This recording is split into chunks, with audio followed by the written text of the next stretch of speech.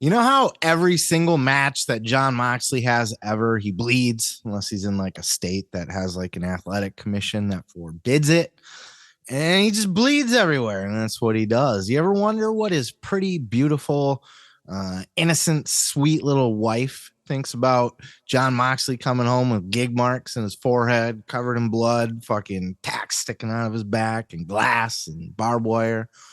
Well, wonder no more, because Renee Paquette was on the Busted Open podcast and she talked with Dave and Mickey and Tommy Dreamer about what it's like to be the wife of a fucking masochist like Jon Moxley. Check out this clip. Can you explain, as a spouse of someone, because Jon, he brings it every single night. He does it on the indies. I say, like, sometimes, like, why is he doing these things? And that's coming from me, and I'm nuts. There's two sides to this, because I get asked about that a lot, about what it's like being married to Jon and the things that we all see him put his body through, what he puts other people's bodies through. And yeah, certainly there's times when I'm like, oh my God, like I am like preparing the text to send to him for when he walks back to the locker room after the match. Of just like, please stop licking people's blood. What is like the stuff on the outside, the apron, like some of these things that I want to like get up his ass about. There's definitely that side that exists.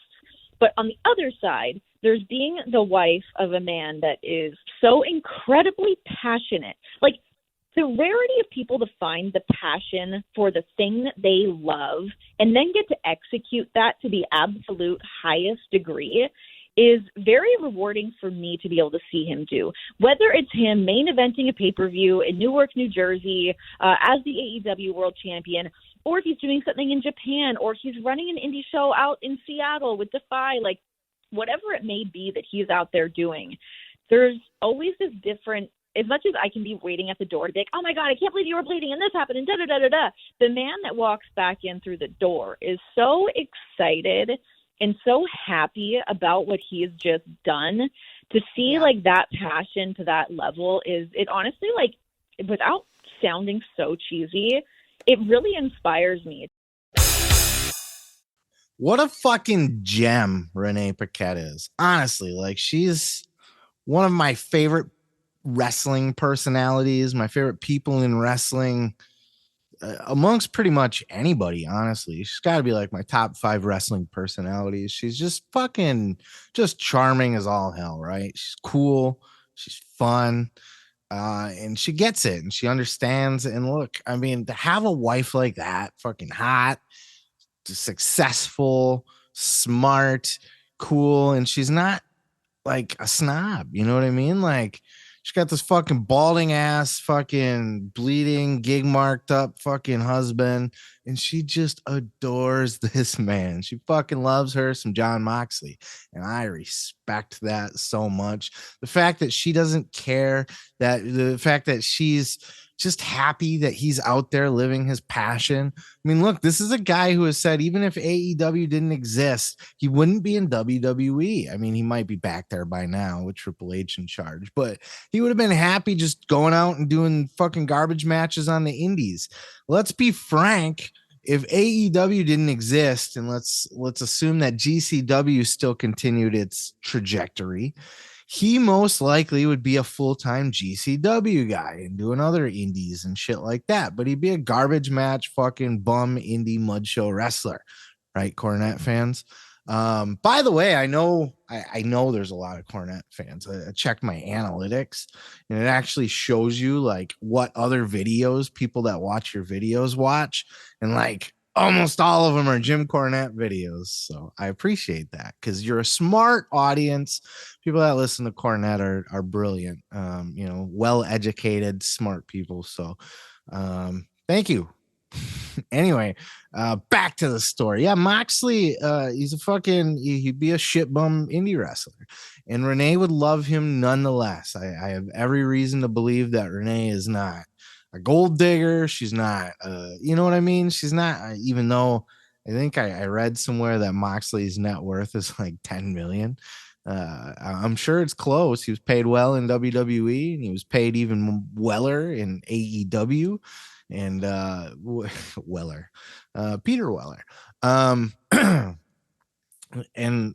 he's, he's got fuck you money for sure, because he walked away from what by all accounts would be probably an insane offer from WWE to stay. He said he didn't even look at it, so I'm not sure what the exact number is, but maybe he did. Yeah, I think he did say it was ridiculous money, but it doesn't matter. The fact that Renee, just to wrap a fucking bow up on this, is such a loving, caring, awesome, cool, just a fucking gem. Such a good wife for Moxley. She don't care. She understands. And not only that, but she knows that he's a professional.